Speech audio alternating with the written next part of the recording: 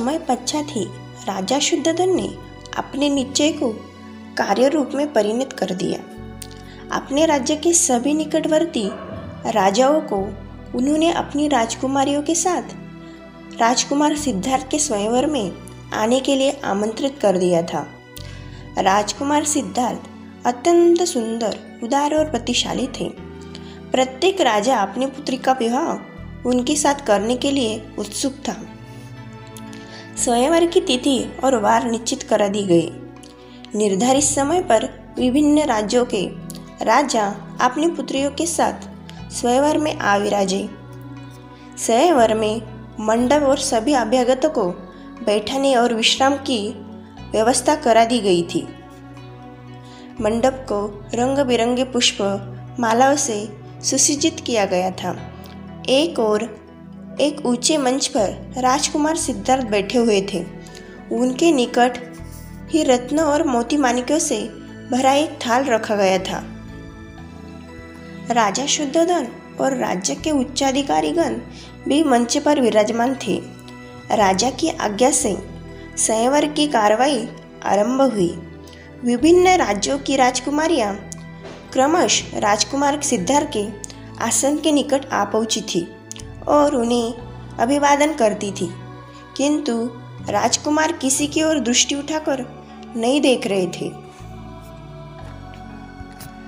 राजकुमार सिद्धार्थ अपने निकट रखे थाल से मुट्ठी भर मोती और माणिक्य उठाते और चुपचाप आने वाली राजकुमारी को भेंट स्वरूप दे देते थे।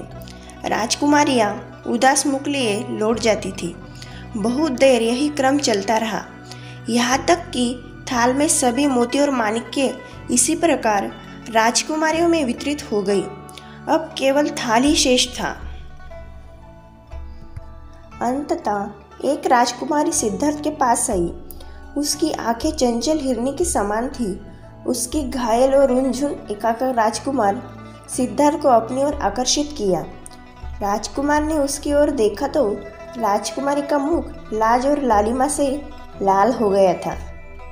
इस राजकुमारी का नाम यशोधरा था।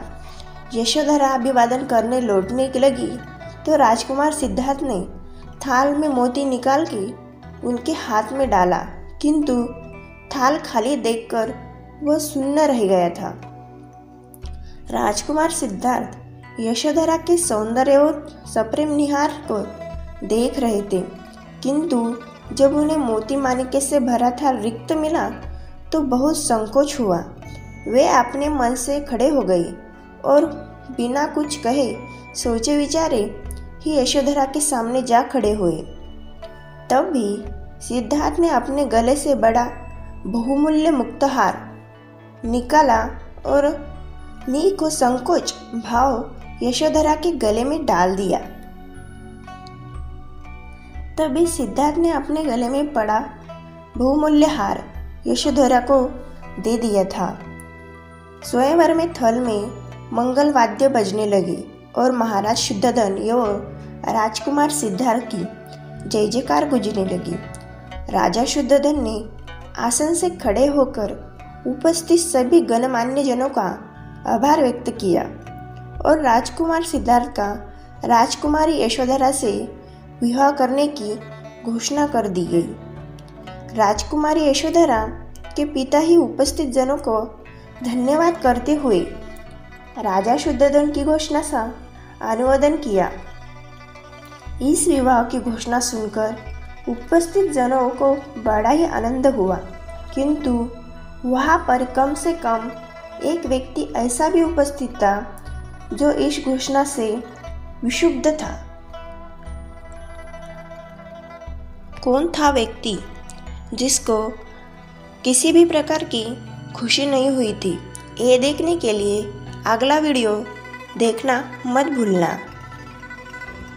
आपको जो गौतम बुद्ध की लाइफ की स्टोरियाँ देखना पसंद हो तो मेरे चैनल को सब्सक्राइब करना मत भूलना और बाजू की बेल आइकॉन ज़रूर प्रेस करना, क्योंकि जब भी मैं नया वीडियो डालूँगी सबसे पहले नोटिफिकेशन आपके पास आ पहुँचेगा। धन्यवाद।